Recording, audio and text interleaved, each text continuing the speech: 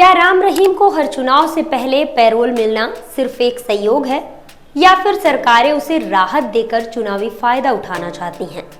ऐसा क्यों होता है कि उसकी पैरोल और फरलो की तारीख हमेशा चुनावी समय के आसपास आती है? नमस्कार, मेरा नाम है अंजलि। गुरमीत राम रहीम की पैरोल और फरलो ने एक पैटर्न दिखाया है जहां ये चुनाव से टकराते हैं। दिल्ली विधानसभा चुनाव से पहले उन्हें 30 दिन की पैरोल और हरियाणा विधानसभा चुनाव से पहले 20 दिन की पैरोल मिली थी। गुरमीत राम रहीम जो 2 शिष्यों से बलात्कार के मामले में 20 साल की सजा काट रहे हैं, उन्हें बुधवार को 13वीं पैरोल मिली। बुधवार को 21 दिन की छुट्टी मिलने के बाद रोहतक के सुनारिया जेल से बाहर आ गए हैं। जेल अधिकारियों के मुताबिक यह फरलो उसे डेरा सच्चा सौदा के स्थापना दिवस के मौके पर दी गई है, जो 29 अप्रैल को मनाया जाता है। डेरा सच्चा सौदा की स्थापना 1948 में बाबा शाह मस्ताना ने की थी। अब जानते हैं कि ये संयोग कब कब एक साथ फिट बैठा। पहली बार नहीं है जब राम रहीम को इस तरह जेल से बाहर आने की इजाजत दी गई हो।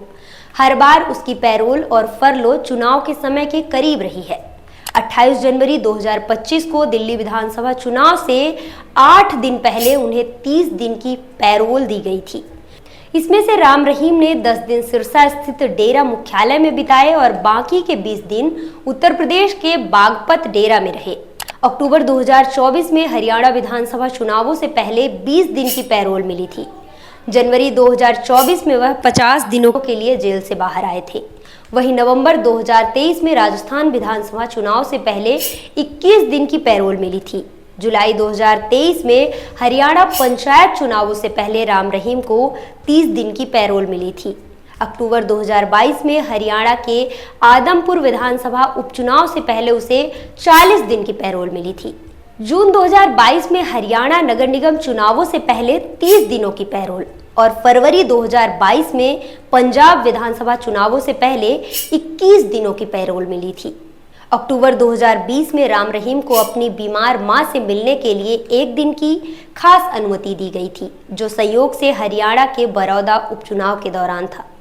राम रहीम के वकील जितेंद्र खुराना का कहना है कि यह सब कानून के तहत हुआ है।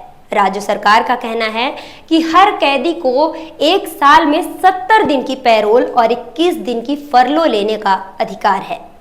अब आपको बताते चले कि फरलो एक अस्थायी रिहाई है जो किसी कैदी को अच्छे आचरण के आधार पर दी जाती है। यह एक अधिकार होता है और इसे कैदी की सजा का मुख्य हिस्सा माना जाता है। फरलो का मुख्य उद्देश्य कैदी को समाज से जुड़े रहने का अवसर देना और पुनर्वास प्रक्रिया को सुगम बनाना है। वहीं पैरोल एक सशर्त रिहाई यानी कंडीशनल रिलीज है, जो किसी कैदी को मानवीय कारणों जैसे पारिवारिक आपात स्थिति, बीमारी और सामाजिक पुनर्वास के आधार पर दी जाती है। यह सरकार या जेल प्रशासन की अनुमति पर निर्भर करता है और इसे कैदी का अधिकार नहीं माना जाता। पैरोल का समय सजा में नहीं जोड़ा जाता और कैदी को पैरोल पूरी होने के बाद फिर से जेल लौटना पड़ता है।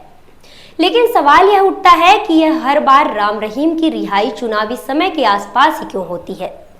क्या यह सिर्फ एक संयोग है या इससे पीछे कोई बड़ी राजनीति है? जेल से बाहर आने के बाद राम रहीम ने अपने अनुयायियों के लिए एक वीडियो संदेश जारी किया है, जिसमें वह कहा कि यह महीना डेरा स्थापना को समर्पित है और समाज सेवा के लिए जाना जाता है। अपने अनुयायियों से अपील की कि वे अपने घरों में रहें और डेरे के निर्देशों का पालन करें। क्या कानून सबके लिए खास है? क्या चुनावी लाभ के लिए कुछ खास लोगों को खास राहत दी जा रही है? आपको ये जानकारी कैसी लगी? हमें कमेंट सेक्शन में जरूर बताइएगा। शुक्रिया।